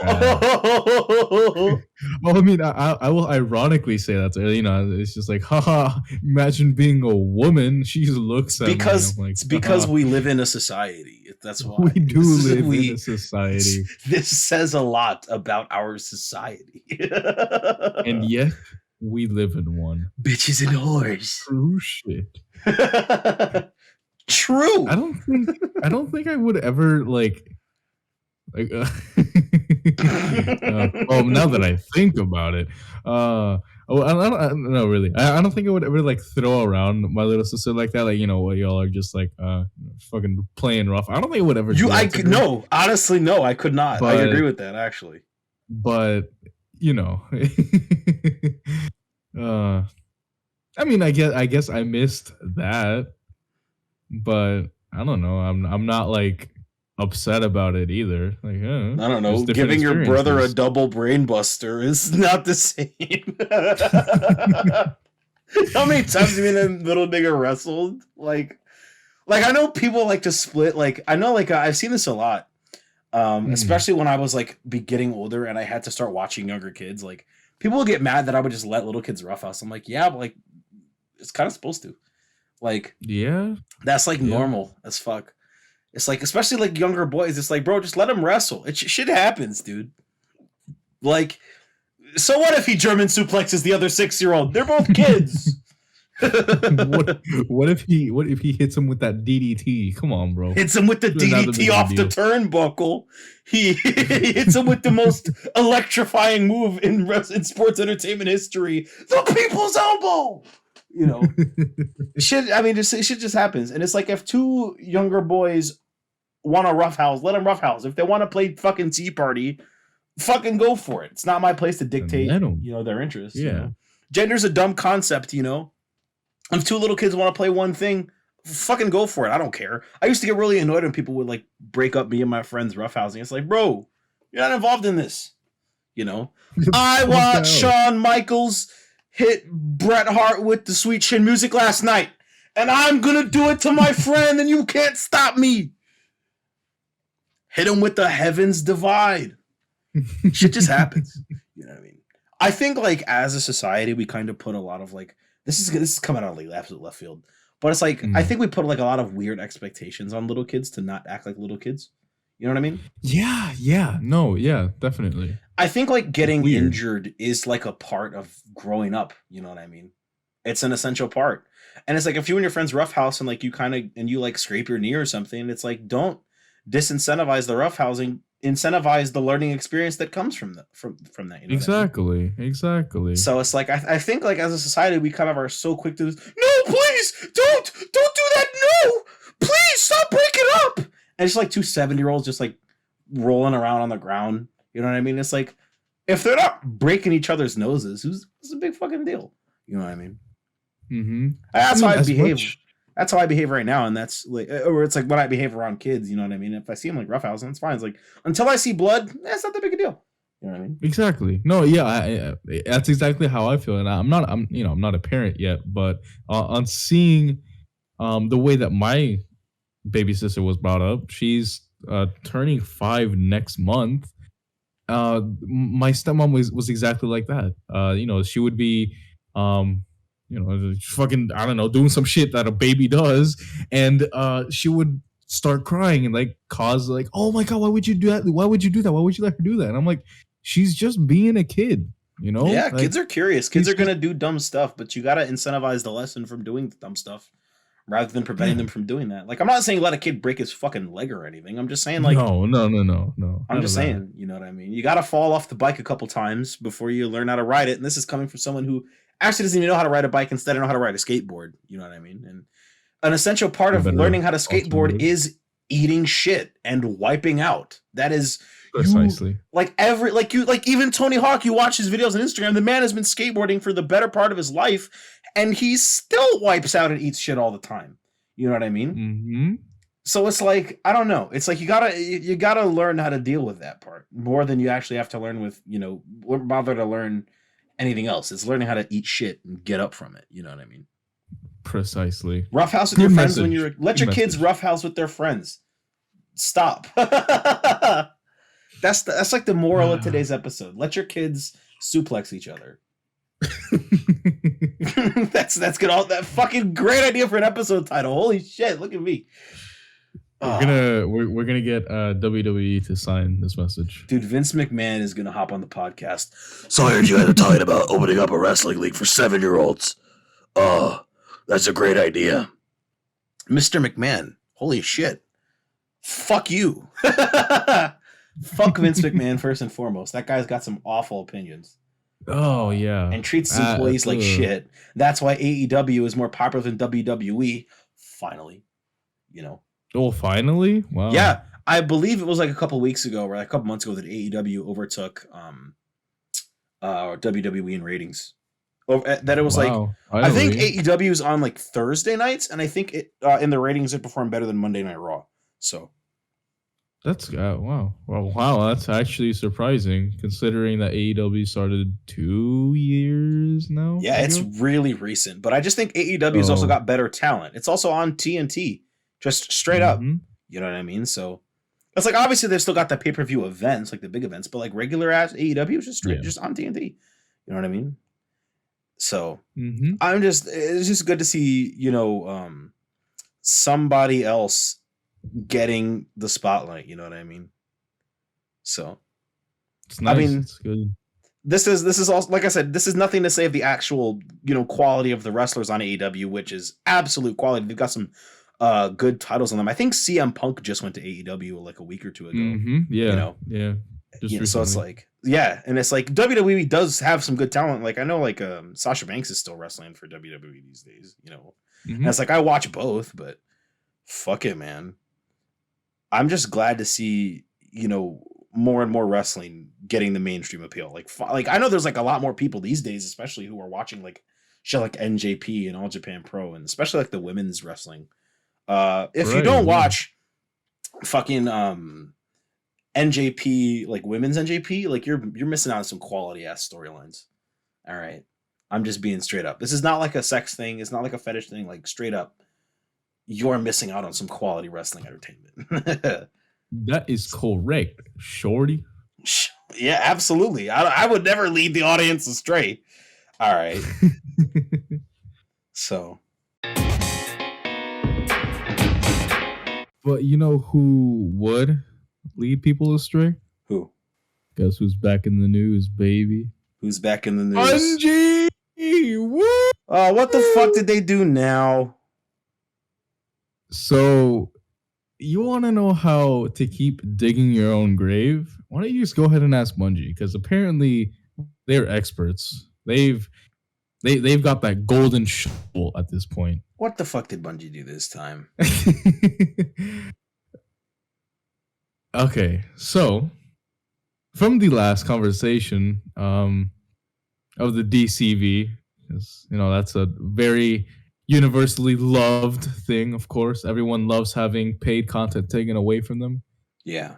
How about giving Bungie more money? So, what's happened is that, as you know, the new expansion for Destiny is coming out. It's called the Witch Queen. It's been like everywhere. People are excited, which, for good reason. It looks like actually genuinely very good. It's making some great changes. As with anything nowadays, has a deluxe edition and then like a digital deluxe and, collector's edition. In the no, it wasn't in the weekly update. It was on a random Reddit post. One of the community managers came out and said, so there are going to be dungeons releasing within the next year with the Witch Queen expansion. And they're going to be spaced out between however many seasons. They're going to be like 2 dungeons, either between 2 seasons, 3 seasons, however they're going to handle it. They came out and said that these 2 dungeons will only be accessible for the digital deluxe owners, or if you go ahead and pay for them separately. Mm-hmm. Now, the problem with this, one of the two, number one, all of the previous dungeons that have been implemented, introduced, have either came with the yearly expansion, either Pit of Heresy or Shattered Throne for Forsaken and Shadowkeep, or they've been completely free, as with the new one that came out a year and a half ago. It's called Prophecy, which is the best dungeon in my opinion.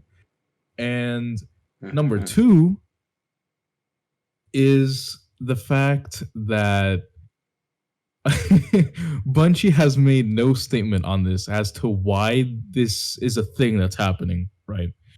They just kind of came out and said, yeah, if you want to play these dungeons, you're either going to have to pay extra for them or pay them separately. Thing is, right, I think Witch Queen is $40. So that's the base DLC. It only comes with the expansion. Doesn't come with any season passes or anything. Then the deluxe edition is $80. So you're either paying $80 for the expansion and all the other seasons, or you're paying for Witch Queen and paying an undisclosed amount of money to access those dungeons later on. So, yeah. Why? So I don't know. Capitalism, dude. And people are going to drop this money on a fucking free-to-play game that's going to take this content away in like a year or two. I fucking guarantee it. Yeah. I mean, this doesn't affect me, right? Because I am unfortunately an avid Destiny 2 player, which I hope will change with the release of Lost Ark, because that game looks like if Final Fantasy 14, Diablo, and Destiny 2 all had a kid, and it looks fucking amazing. Yeah, it has a 96%. Take note. It has a 96% positive review on Steam from all the closed betas that have been going on.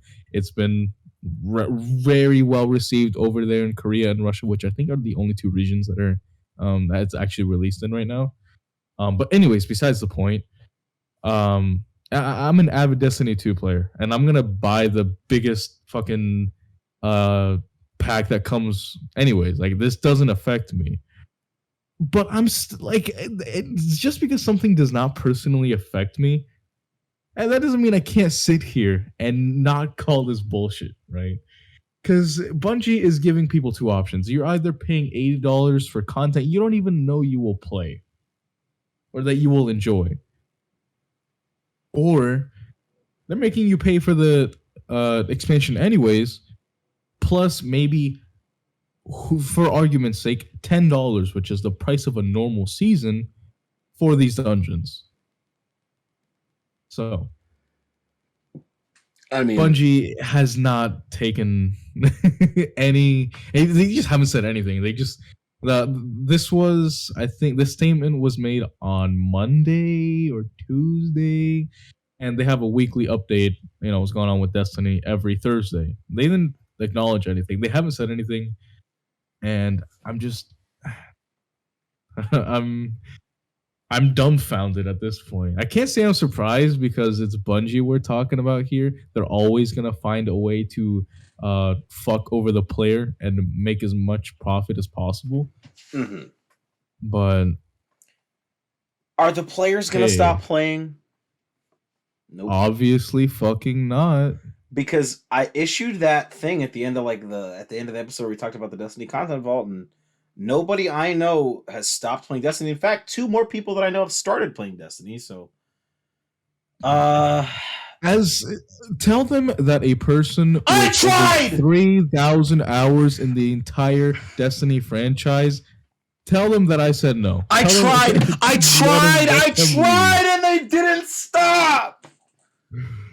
I tried. I did. Believe me, I did. I tried, but no one. But these people are stupid, okay? That's the problem. I'm friends with a lot of stupid people.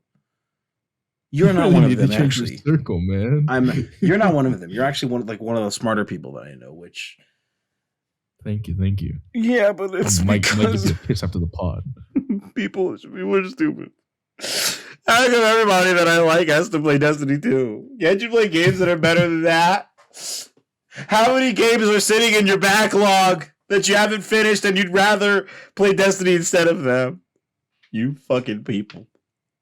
You know, it's funny because I think now is the perfect time to go play any other game that isn't Destiny 2. Because they have the new event for Halloween, and it's shit, as always. So, hey, people, if you're a Destiny 2 player, go play something else, please and thanks.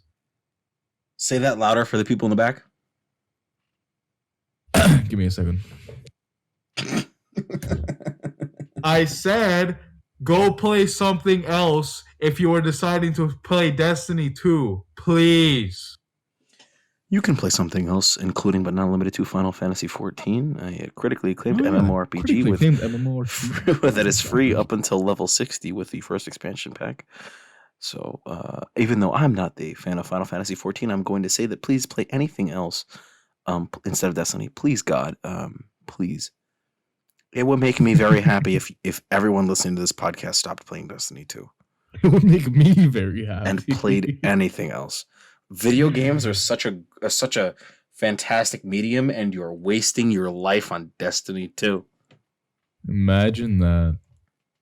Like, I guarantee you, there's going to be some fucko in the next year that puts Destiny 2, the Witch Queen, as their game of the year. I guarantee it. The world's full of stupid people, so I wouldn't doubt it.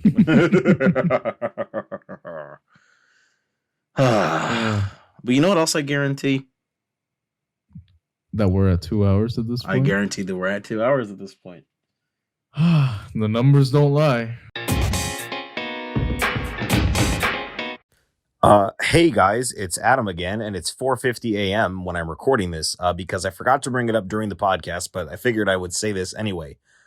The Uncharted trailer released, and like I said, I forgot to bring it up during the podcast, but I guess I'll give my thoughts here because I am the resident Uncharted expert. It looks like dog shit. Nobody looks or sounds at all like the characters from the game. It's trying to be all 4 of the main titles at once, which is weird. It's got, Sully and Nate meeting from Uncharted 3 and Nate's outfit from Uncharted 3 and the fucking ring from the first 3 games, and it's got the sort of visual aesthetic of Uncharted 4, you know what I mean? And Sam is in it and Chloe from Uncharted 2 and 3 is in it. And it's like, what the fuck is this? So, yeah, it looks like dog shit, but I'm going to see it because I'm going to put my money where my mouth is, and I'm not a fucking loser. But what I am is someone who's a fan of Uncharted, and honestly, this movie does not tick the boxes. Like it doesn't feel like it's written like an Uncharted game. You know what I mean? It tries to borrow the set pieces from Uncharted 3. You know what I mean? And it's like, what if you just didn't? You know what I mean? Tom Holland, I should have known, because Tom Holland is not Nathan Drake and Mark Wahlberg is not Sully. You know what I mean? The fan film is most likely going to be still the better piece of Uncharted media, because Nathan Fillion actually looks and kind of sounds like Nathan Drake. You know what I mean? So, yeah. I'd like to thank you for listening to AJAH episode 20. I hope you have a great rest of your morning, afternoon, evening, or night, whenever listening to this podcast. Thank you.